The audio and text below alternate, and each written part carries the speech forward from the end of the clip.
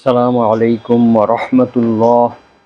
ইন্নাল হামদালিল্লাহ ওয়াসসালাতু ওয়াসসালামু আলা মুহাম্মাদিন ওয়া আলিহি ওয়া আসহাবিহি ওয়া মা ওয়ালা, আম্মা বাদ। সম্মানিত দর্শক শ্রোতাবৃন্দ, মহাগ্রন্থ আল কোরআনের তাফসির বর্ণনা অনুষ্ঠানের আজকে 124তম পর্ব শুরু করতে যাচ্ছি। আজকের পর্বে পবিত্র কোরআনের সূরা আল বাকারার 154 নম্বর আয়াত নিয়ে সংক্ষিপ্ত আলোচনা করা হবে ইনশাআল্লাহ। আসুন আমরা শুরু করি। আউযু বিল্লাহি মিনাশ শাইতানির রাজিম। বিসমিল্লাহির রহমানির রহিম। ওয়ালা তাকুলু লিমান ইউকতালু ফি সাবিলিল্লাহি আমওয়াত বাল আহইয়াউ ওয়ালাকিন লা তাশউরুন। সাদাকাল্লাহুল আযীম। মহান আল্লাহ রব্বুল আলামিন ইরশাদ করেন, ওয়ালা তাকুলু, তোমরা বলিও না, লিমান ইউকতালু, যারা শাহাদত বরণ করে, যারা নিহত হয়, ফি সাবিলিল্লাহি, আল্লাহর পথে, আমওয়াতুন, তারা মৃত, এই কথা বলো না।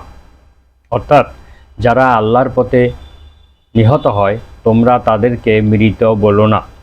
বাল আহইয়াউন, বরং তারা জীবিত। ওয়ালাকিন লা তাশউরুন, কিন্তু তোমরা তা অনুধাবন করতে পারো না, তোমরা তা বুঝতে পারো না। তারা যে জীবিত এই বিষয়টি তোমরা বুঝতে পারো না, সুতরাং তোমরা তাদেরকে মৃত বলো না। অর্থাৎ তারা এই পার্থিব জীবনে মৃত, কিন্তু পরকালীন জীবনে তারা জীবিত। এটি হচ্ছে মূল আকীদা বা বিশ্বাসের কথা।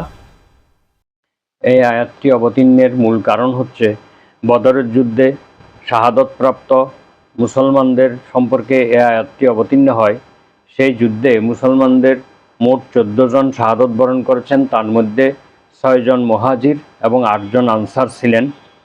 তো এই ক্ষেত্রে মুশরিকগণ বলতে লাগলো, যুদ্ধের পরে মুশরিকগণ বলতে লাগলো, যুদ্ধের পর মুশরিকগণ এবং মুনাফিকগণ বলতে লাগলো যে এই সব লোকেরা তো মৃত্যুবরণ করলো, নিজেদের পার্থিব জীবনটাও হারালো এবং সুখ শান্তিও তারা ত্যাগ করলো।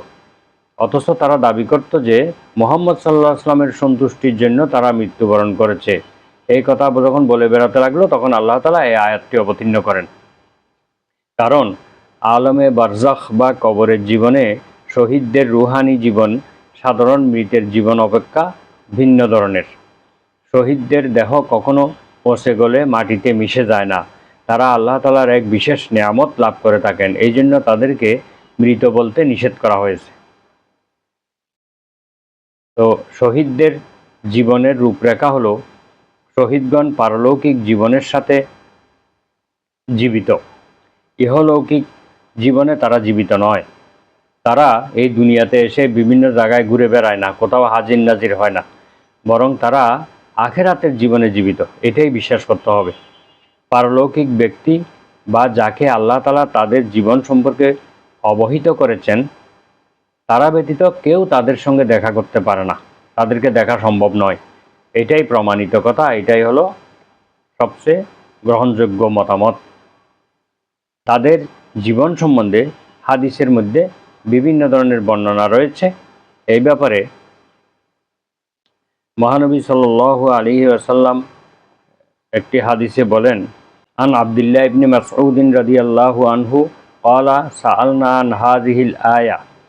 আব্দুল্লাহ ইবনে মাসউদ রাদিয়াল্লাহু আনহু থেকে বর্ণিত, তিনি বলেন, আমরা আল্লাহর রাসূলকে এই আয়াত সম্পর্কে জিজ্ঞেস করলাম।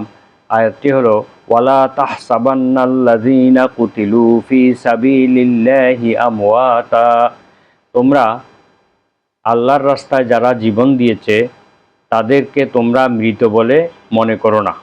এই আয়াত সম্পর্কে আমরা যখন জিজ্ঞেস করলাম তখন নবী করিম সাল্লাল্লাহু আলাইহি ওয়াসাল্লাম বলেন, ক্বালা আরওয়াহুহুম ফি জাওফি তায়রিন খুদরিন, এই শহীদদের আত্মা একটি সবুজ পাখির দেহের মধ্যে রাখা হয়। লাহা কানাদিলুন মুআল্লাকাতুন, আর এদের জন্য রয়েছে কতগুলো বাতি, যেগুলো মুআল্লাকাতান বিল আরশি, আরশের সাথে ঝুলন্ত কিছু বাতি রয়েছে তাদের জন্য। তাসরাহু মিনাল জান্নাতে হাইসু শাআত, এই আত্মাগুলো এই পাখির ভিতরে অবস্থান করা অবস্থায় জান্নাতের যেখানে ইচ্ছা সেখানে তারা ঘুরে বেড়ায়। সুম্মা তাআবি ইলা তিলকাল কানাদিল, তারপর তারা এসে এই আরশের নিচে যে বাতিগুলো রয়েছে, উজ্জ্বল প্রদীপ, সেই বাতিগুলোতে তারা আশ্রয় নেয়। ফাআতলা ইলাইহিম রব্বুহুম ইতলাআতান, অতঃপর আল্লাহ তাআলা এই রূহগুলোর দিকে মনোনিবেশ করলেন। ফাকালা হাল তাস্তাহুনা শাইয়ান, আল্লাহ তাআলা তাদেরকে জিজ্ঞেস করেন, তোমরা কি চাও, তোমরা কি কোনো কিছু চাও? ক্বালু আইয়া শাইইন নাস্তাহি ওয়া নাহনু নাসরাহু মিনাল জান্নাতি হাইসু শি'না, আমরা আর কি চাইব, আমরা তো জান্নাতের যেখানে খুশি সেখানে ঘুরে বেড়াচ্ছি, আমাদের তো আর চাওয়ার কিছু নেই। ফাফআলা যালিকা বিহিম সালাসা মাররাতিন, আল্লাহ তাআলা তিনবার তাদেরকে এভাবে জিজ্ঞেস করবেন, তোমরা আর কোনো কিছু চাও কি?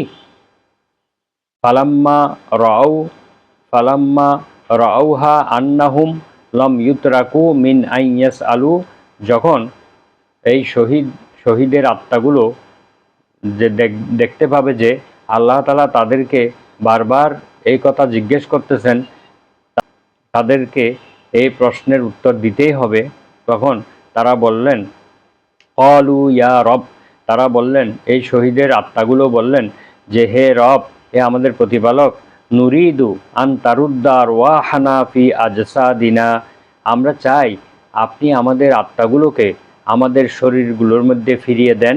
হাত্তা নুকতালু ফি সাবিলিকা মাররাতান উখরা, আমরা যেন আবারও আপনার রাস্তায় জীবন দিয়ে শহীদ হয়ে আসতে পারি।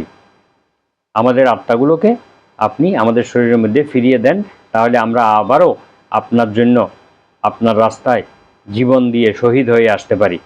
ফালাম্মা রাআ আন্না লাইসা লাহুম হাজাতান তুরিকু, যখন আল্লাহ তাআলা দেখলেন যে এদের আর কোনো কিছুর প্রয়োজন নেই, এদের আর কোনো কিছু প্রয়োজন নেই, এরা কোনো কিছু চায় না, তখন আল্লাহ তাআলা তাদেরকে সেই অবস্থায় রেখে দিলেন, তাদেরকে আর কোনো কিছু বললেন না। এবার মুসলিম শরীফে এই হাদিসটি উল্লেখ রয়েছে। এবার মুয়াত্তা, তিরমিজি, নাসাই শরীফে আরেকটি হাদিস এসেছে, আন কাব ইবনে মালিকিন রাদিয়াল্লাহু আনহু, কাব ইবনে মালিক রাদিয়াল্লাহু আনহু থেকে বর্ণিত, আন্না রাসূলুল্লাহি সাল্লাল্লাহু আলাইহি ওয়াসাল্লাম ক্বালা, নিশ্চয় আল্লাহ রাসূল সাল্লাল্লাহু আলাইহি ওয়াসাল্লাম ইরশাদ করেছেন, ইন্নামা নাসামাতুল মুমিনে তায়রুন, মুমিনদের আত্মাগুলো হচ্ছে পাখির আকারে রাখা হবে, ইউআল্লাকু ফি শাজারিল জান্নাতে, পাখির আকারে তাদেরকে জান্নাতের গাছগুলোর মধ্যে ঝুলন্ত অবস্থায় রাখা হবে। হাত্তা ইউরজিআহুল্লাহু ইলা জাসাদিহি ইয়াউমা ইয়াবআসুহু, যতদিন আল্লাহ তাআলা তাদের দেহের মধ্যে তাদের এই রূহকে ফিরিয়ে না দেন কিয়ামতের দিন পর্যন্ত, অর্থাৎ যেদিন তাদেরকে পুনরুত্থান ঘটানো হবে সেই দিন পর্যন্ত তারা জান্নাতের গাছের মধ্যে ঝুলন্ত অবস্থায় থাকবে এবং তারা সেখান থেকে আহার করবে, সেখানে ঘুরে বেড়াবে। এই হচ্ছে মোমেনের আত্মাগুলোর অবস্থা।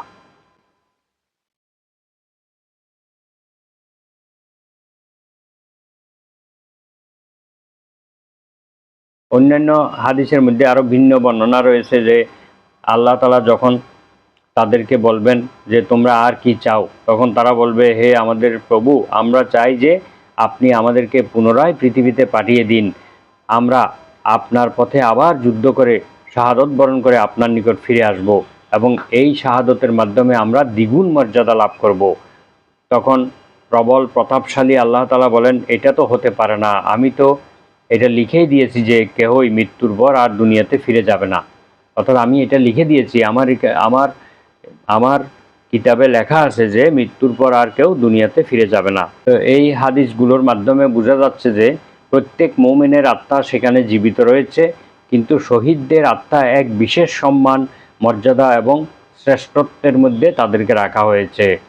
সকল মুমিনের আত্মা সেখানে জীবিত আছে, কিন্তু শহীদদের আত্মার এক বিশেষ সম্মান মর্যাদা দিয়েছেন আল্লাহ তাআলা, সে কথাই এখানে প্রকাশ পেয়েছে। মহান আল্লাহ তাআলা আমাদেরকে এই আয়াত অনুযায়ী আমল করার তৌফিক দান করুন। ওয়া আখিরু দাওয়ানা আনিল হামদুলিল্লাহি রাব্বিল আলামিন। সুবহানাকা আল্লাহুম্মা ওয়া বিহামদিকা আশহাদু আল্লা ইলাহা ইল্লা আনতা আস্তাগফিরুকা ওয়া আতুবু ইলাইক। আসসালামু আলাইকুম ওয়া রাহমাতুল্লাহ।